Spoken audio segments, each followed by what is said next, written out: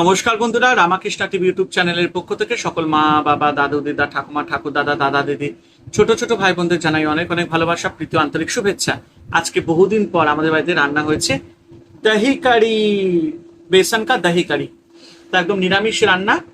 Normally আমরা দহি কারিটা পেঁয়াজ পকোড়া দিয়ে করি, আজকে কিচ্ছু না, আজকে একদম নর্মাল বেসনের পকোড়া দিয়ে করেছি। আর এটা খেতে খুব ভাল লাগে। আমার মাও খুব খেতে ভালোবাসতেন আমি যখন করতাম। একটু টক টক তো। রেসিপিটা একদিন আপনাদেরকে দেখাবো। এর আগেও অনেকবার আমি করেছি, আমি অনেক ভিডিও করেছি, কিন্তু রেসিপিটা দেখানো হয়নি। বুঝতে পারছি। আর এই দেখো বড় বড় প্যাশনের কারি, মানে ইয়ে দিয়ে করেছি। এটা নর্থ ইন্ডিয়ান ডিশ, খেতে খুবই ভালো হয়। তোমরা অবশ্যই বাড়িতে খেও। তো এইসব নর্থ ইন্ডিয়ান খাবারের আমার মানে বলতে গেলে নেশাটা দিল্লি থেকেই হয়েছে। তো এই হচ্ছে ব্যাপার।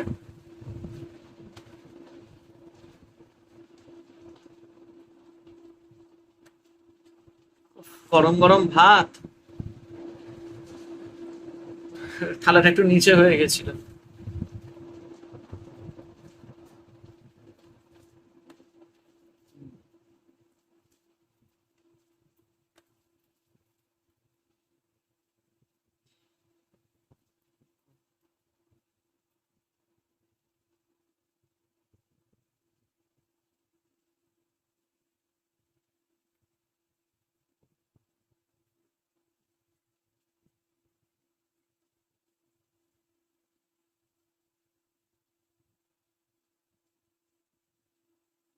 তো চলো খাওয়া শুরু করা যাক। ওরে বাবা!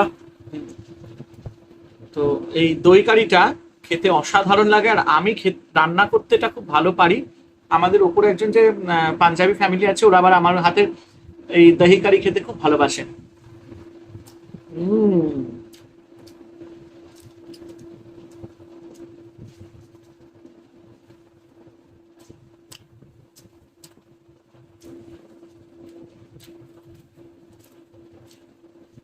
অসাধারণ।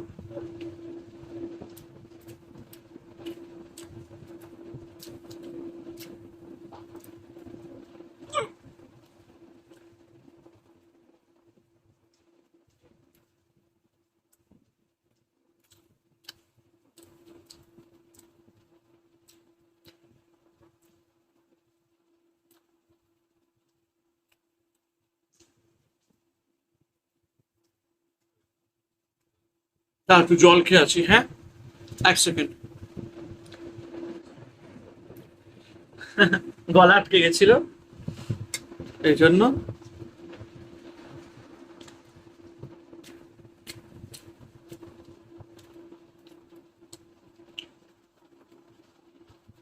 দারুণ।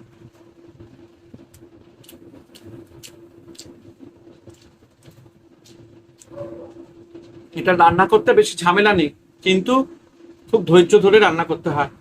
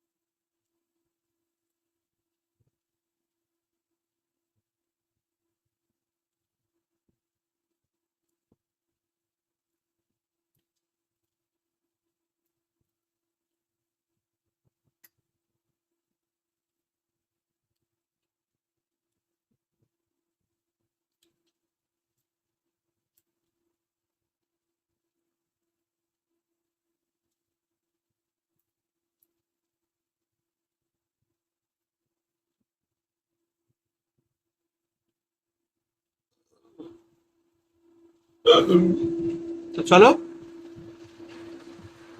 আজকে দারুণ খাবার খেলাম, দহি কারি, কারি চাওয়াল, যেটা আমার খুব ফেভারিট।